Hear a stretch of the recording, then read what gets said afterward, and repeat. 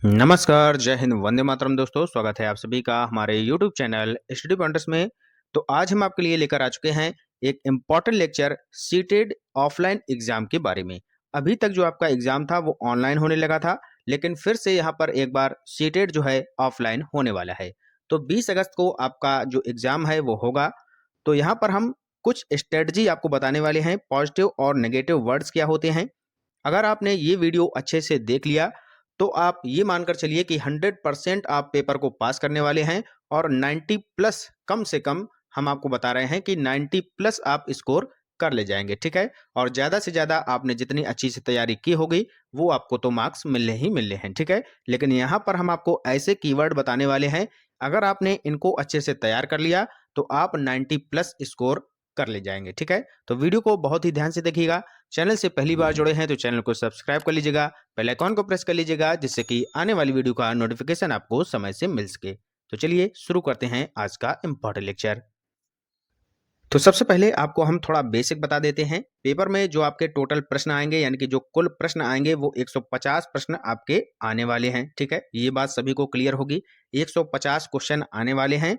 और एक जो आपके दिमाग में रहता है कि सर नेगेटिव मार्किंग है या नहीं है, तो ये डाउट आप लोग क्लियर कर लीजिएगा। नेगेटिव मार्किंग यहाँ पर आपकी नहीं होने वाली है, ठीक है। तो नेगेटिव मार्किंग नहीं है, यानी कि आपको टोटल 150 प्रश्न यानी कि करके आने हैं, ठीक है। 150 गोला आपको भरना है, चाहे जैसे ही आप भरें, ठीक है। नेगेटिव मार्किंग नहीं है तो आप पूरा, अगर आपको क्वेश्चन नहीं भी आ रहे हैं तो आप लोग तुक्का लगा सकते हैं, ठीक है। यहाँ पर जो टोटल 150 क्वेश्चन आपके आने वाले हैं, उसमें से पेडागोजी के 75 क्वेश्चन मिलेंगे और कॉन्सेप्ट वाइज आपको 75 क्वेश्चन देखने को मिलेंगे, ठीक है। परीक्षा हॉल में आपको तनाव बिल्कुल नहीं लेना है।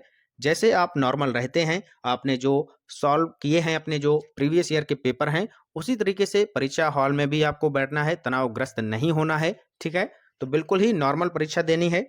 आगे चलते हैं। आगे आपको यहाँ पर हम क्या बताने वाले हैं कि किस विकल्प को चुनना है, ठीक है। टैग वर्ड जो हम आपको बताएंगे उनको ध्यान से पढ़िएगा, ठीक है। उसके बाद प्रश्न नहीं आने पर तुक्का कैसे लगाना है ये भी हम आपको बताने वाले हैं, ठीक है। तो आपने जितना भी पढ़ा है सफिशियंट पढ़ा है और उसी को आप लोग रिवाइज करिएगा, ठीक है। तुक्का जो हम यहाँ पर आपको बताने वाले हैं, केवल आप लोग इसी पर फोकस मत करिएगा कि सर ने तुक्का बताया है तो हम तुक्का ही लगाएंगे, ठीक है। तो जितना आपने पढ़ा है पहले आप लोग अपने दिमाग से करिएगा। नहीं क्वेश्चन आ रहा है तब आप लोग अपना जो है तुक्के का इस्तेमाल कर सकते हैं, ठीक है। आगे चलते हैं। तो यहाँ पर पहला पॉइंट हम आपको बताने वाले हैं कि प्रश्न पढ़ते ही एक बार में आपके दिमाग में जो उत्तर आए उसे ही टिक करें, ठीक है। तो यहाँ पर क्या होता है कि जब बच्चे पेपर देने जाते हैं और जब पेपर छूट जाता है उनका, ठीक है, तो जैसे ही आपने कोई मान लीजिए क्वेश्चन पढ़ा है, ठीक है, और आपने चारों ऑप्शंस उसमें पढ़े। अब वहाँ पर आपने मान लीजिएगा ए बी सी डी, ठीक है, A B C D 4 option आपने पढ़े हैं और आपको लग रहा है कि बी ऑप्शन यहाँ पर सही है। तो एक बार में जो आपके दिमाग में आया कि जो बी ऑप्शन सही है, तो इसी को ही आपको यहाँ पर गोला भर देना है, ठीक है। अगर आपने ज़्यादा वहाँ पर दिमाग लगाया तो आप क्वेश्चन गलत कर बैठेंगे, ठीक है। तो एक बार में जो उत्तर आपके दिमाग में आता है वो यहाँ पर 70 से 80% तक यहाँ पर आपका सही होने वाला है। क्योंकि जब दिमाग में वो उत्तर क्लिक होता है तो ये होता है कि कहीं ना कहीं आपने वो क्वेश्चन पढ़ा है, तभी वो एक बार में आपके दिमाग में क्लिक हुआ है, ठीक है। तो ऐसा बिल्कुल मत करिएगा कि पहले आपने सोचा कि बी ऑप्शन यहाँ पर हमें सही लग रहा है और जब आप गोला भरने गए तो आपने वहाँ पर सी में जो है गोला लगा दिया। तो ये सारी चीज़ें आपको वहाँ पर नहीं करनी है, ठीक है। तो ये बात आपको समझ में आ गया, पहला पॉइंट। दूसरा पॉइंट क्या है कि बड़ा आंसर चुनना है जो विस्तृत रूप में दिया हो परंतु नकारात्मक ना हो, ठीक है। तो यहाँ पर एक देखिए, ये तुक्का का ही पार्ट है। यहाँ पर आपको मान लीजिए जैसे कि कोई क्वेश्चन नहीं आ रहा है, ठीक है, तो वहाँ पर आपको क्या देखना है कि जो बड़ा आंसर है, यानी कि डिटेल में विस्तृत जानकारी वहाँ पर दी गई है, लेकिन उसमें क्या हो, एक यहाँ पर ये भी देखना है कि नकारात्मक ना हो, ठीक है। नेगेटिविटी जो है वो ना दर्शा रहा हो और काफ़ी बड़े जो है विस्तृत वहाँ पर जानकारी दी गई हो, तो वो उत्तर आपका सही होने वाला है, ठीक है। तो ये बात आप लोग दिमाग में रखिएगा। अगला है कि सीटेड के अनुसार बच्चा सर्वोपरि है, यानी कि यहाँ पर जो सीटेड का जो एग्ज़ाम होता है तो वहाँ पर बच्चे को सर्वोपरि माना जाता है, ठीक है। वहाँ पर आपको एक अध्यापक के रूप में बैठना है परीक्षा हॉल में और ये देखना है कि जहाँ पर क्वेश्चन आपसे अगर कह रहा हो कि बच्चे को दंड देना है या बच्चे को डराना है, तो ये सारी नेगेटिविटी बातें हैं। आपको केवल क्या करना है, बच्चे को समझाना है और सही से उसको यहाँ पर पढ़ाना है, ठीक है। तो बच्चा सर्वोपरि आपको मानकर चलना होगा, ठीक है। क्लियर हो गया? आगे चलते हैं। अब बात करते हैं पॉजिटिव वर्ड की और नेगेटिव वर्ड की। इनको आपको ध्यान से देखना है और एक कॉपी और पेन ले लीजिएगा, नोट करते चलिएगा, ठीक है। पॉजिटिव वर्ड क्या है? जैसे कि पहला है सृजनात्मक, ठीक है। सृजनात्मक का मतलब होता है कि क्रिएटिव। बच्चा क्रिएटिव है, मतलब कि वो रचनात्मक कार्य करता है, नए नए दिमाग में उसकी जो है थिंकिंग आती हैं, ठीक है। तो ये होता है सृजनात्मक, ठीक है। अवसर देना, अगर बच्चा एक बार में अच्छे से काम नहीं कर पा रहा है, कोई चीज़ को अच्छे से समझ नहीं पा रहा है, तो आपको क्या करना होगा, उसको अवसर देना होगा। अगर आपको कहीं सृजनात्मक दिख जाए, अवसर देना दिख जाए, ठीक है, ऑप्शन में, तो ये आंसर आपके सही होने वाले हैं। क्लियर है? प्रोत्साहन, यानी कि यहाँ पर हमें मोटिवेट करना है। इसी का जस्ट अपोजिट होता है हतोत्साहित। यहाँ पर लिखा है प्रोत्साहित या प्रोत्साहन और यहाँ पर लिखा है हतोत्साहित।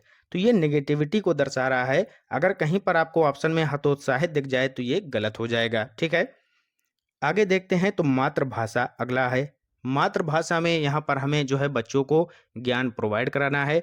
मातृभाषा ही यहाँ पर सर्वोपरि है, ठीक है, लोकल लैंग्वेज। क्लियर है? अगला पॉइंट है कि बाल केंद्रित शिक्षा देनी है, यानी कि अपने अनुसार आपको नहीं पढ़ाना है। बच्चा किस विषय में रुचि रखता है, क्या पढ़ना चाहता है, उसी के अकॉर्डिंग हमें चलना है। क्लियर है? अगला, अब यहाँ पर बात करते हैं नेगेटिव वर्ड के बारे में। जैसे कि पहला शब्द दिया है रटाना, तो रट्टा मारना बिल्कुल आपको वहाँ पर सिखाना नहीं है बच्चों को। तो जहाँ पर रटाना दिख जाए बिल्कुल गलत हो जाएगा। अगला पॉइंट है, मेन पॉइंट है, ये काफ़ी पूछा जाता है, केवल मात्र ही। जहाँ पर आपको केवल ऑप्शन में दिख जाए तो वो लगभग लगभग 100% गलत हो जाएगा ऑप्शन, ठीक है। केवल अगर कहीं पर आपको दिख जाए ऑप्शन में तो वो क्वेश्चन आपका जो है, जो ऑप्शन होगा वो गलत हो जाएगा। केवल मात्र ही, ये गलत हो जाएगा। हतोत्साहित दिख जाए तो ये भी गलत हो जाएगा। दंड देना, बच्चों को दंड तो बिल्कुल नहीं देना है, ये भी आपका नेगेटिविटी को दर्शा रहा है, ये भी गलत हो जाएगा। शिक्षक केंद्रित, जो यहाँ पर शिक्षण है, शिक्षण कार्य है, वो शिक्षक केंद्रित नहीं होना चाहिए। कहाँ पर होना चाहिए? बाल केंद्रित होना चाहिए, ठीक है। तो शिक्षक केंद्रित नहीं होना चाहिए, ये गलत हो जाएगा। और बाल केंद्रित अगर दिख जाए तो ये आपका सही हो जाएगा। क्लियर है? आगे चलते हैं, नेक्स्ट देखते हैं अगला, कारण का पता लगाना। अगर आपको ऑप्शन में दिख जाए कारण का पता लगाना तो ये जो है सही आंसर आपका हो जाएगा। अगला है गतिविधि अर्थपूर्ण अधिगम, यानी कि गतिविधियों के माध्यम से हमें जो है अधिगम यानी कि सीखना और सिखाना है बच्चों को। अगला है जिज्ञासा। जिज्ञासा अगर दिख जाए तो ये भी ऑप्शन आपका सही हो जाएगा। करके सीखना, इस पर भी बल देता है, ठीक है, करके सीखने पर भी बल दिया गया है, ठीक है, तो ये भी आपका सही हो जाएगा। अगला लिखा है कि त्रुटियां अधिगम का हिस्सा होती हैं, यानी कि गलतियां होती हैं, आपसे भी हुई हैं। एक बार में कोई बच्चा अगर नहीं सीख रहा है, गलत कर रहा है क्वेश्चन, तो बार बार आप उसको समझाने का प्रयास करिएगा, ठीक है। तो अगर ये ऑप्शन में आपको दिख जाए तो ये भी आपका सही हो जाएगा। तो ये हो गए आपके पॉजिटिव वर्ड। अब चलते हैं नेगेटिव वर्ड देख लेते हैं। कठोर सजा देना, तो ये तो भैया बिल्कुल नहीं है। कठोर सजा देना तो अब जो है बंद हो चुका है। अगला है कि व्याकरण पर जोर दिया जाए। अगर ये दिख जाए तो व्याकरण पर जोर नहीं देना है, ये भी गलत हो जाएगा, नेगेटिव वर्ड है। अगला है कि जो है पुस्तक केंद्रित, तो यहाँ पर अगर पुस्तक केंद्रित आपको ऑप्शन में दिख जाए तो ये भी गलत हो जाएगा। केवल पुस्तक का ही ज्ञान नहीं देना है, जो भी ज्ञान हम बच्चों को प्रोवाइड करा रहे हैं उसको जो है रिलेट कराना है उसके नॉर्मल लाइफ से, यानी कि जो बाहरी जीवन है, बाहरी जो वातावरण है, उससे रिलेट करके हमें उसको ज्ञान प्रोवाइड कराना है। तो पुस्तक केंद्रित एकदम से शिक्षा प्रोवाइड नहीं करानी है। अगला है कंठस्थ कराना, तो ये भी बिल्कुल गलत हो जाएगा। कंठस्थ कराना नेगेटिव वर्ड है। आगे देखते हैं लैंगिक पक्षपात, ये तो बिल्कुल गलत है। वहाँ पर हमें क्लास में क्या करना है, ऐसा नहीं करना है कि अगर कोई बच्ची है या कोई बच्चा है, यानी कि वहाँ पर लैंगिक पक्षपात बिल्कुल नहीं करना है, चाहे वो लड़की हो या लड़का हो, दोनों को समान रूप में समावेशी शिक्षा प्रदान करनी है, ठीक है। तो ये भी यहाँ पर नेगेटिव वर्ड में आ जाएगा।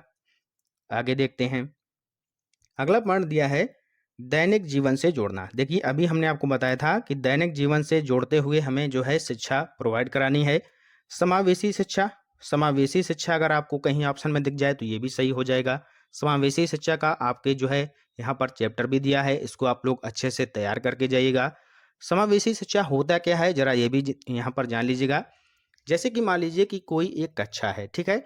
वहाँ पर दिव्यांग बालक भी होंगे और नॉर्मल बालक भी होंगे। तो सभी को एक साथ एक कक्षा में ही हमें जो है शिक्षण कार्य करना है, यानी कि उनको ज्ञान प्राप्त कराना है। चाहे वो बालक कमज़ोर हो या दिव्यांग बालक हो, ऐसा नहीं है कि कोई होशियार बालक है और मान लीजिए कोई दिव्यांग बालक है, तो हम केवल होशियार को देखते ही अपनी क्लास को आगे बढ़ाते जा रहे हैं। चाहे उसको दूसरे को समझ में आ रहा हो या नहीं आ रहा हो, तो ये चीज़ें नहीं करनी है। समावेशी शिक्षा का मतलब ही यही है कि सभी को एक साथ जो है अच्छे से शिक्षण प्रोवाइड कराना, ठीक है? अगला है खेल-खेल में सिखाना, ये तो बिल्कुल नॉर्मल है। ऐसा अगर कहीं पर आपको दिख जाए शब्द, तो बिल्कुल सही हो जाएगा क्वेश्चन।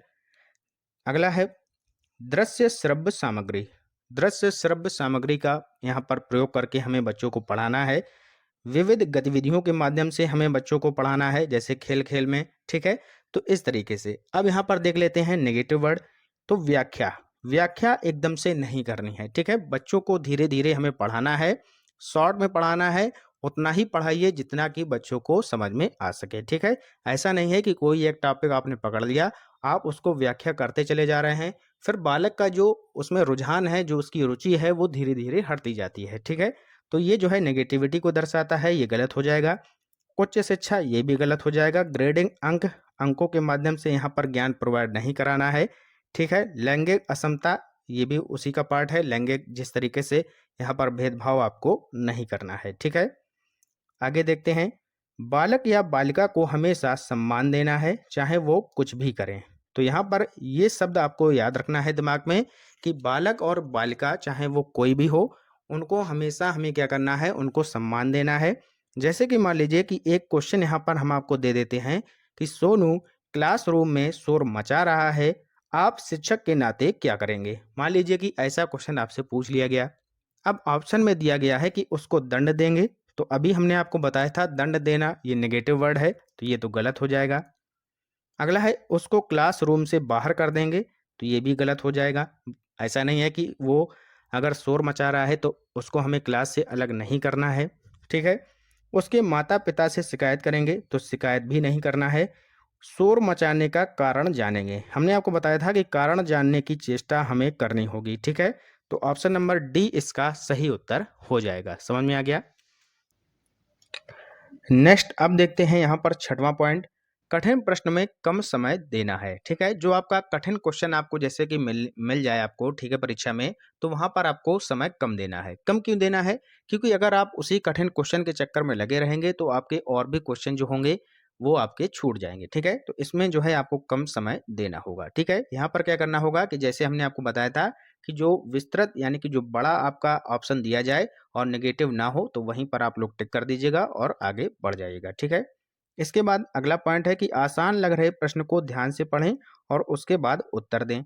जो प्रश्न आपको आसान लगते हैं, एक बार में आपने पढ़ा और टिक कर दिया, फिर आपने अगर दोबारा उसको देखा ध्यान से, तब आपको लगा कि सर जी हमने यहाँ पर गलत कर दिया क्वेश्चन, ये तो बहुत सिंपल था। तो ऐसा नहीं करना है। सीटेट का एग्जाम है, एकदम ईजी क्वेश्चन आपको देखने को मिलेंगे, लेकिन ऐसा नहीं है कि सभी ईजी दे देंगे, ठीक है? तो यहाँ पर जो सिंपल आपको क्वेश्चन लग रहा हो, वहाँ पर आपको ध्यान से उसको पढ़ना है, तभी टिक करना है, ठीक है?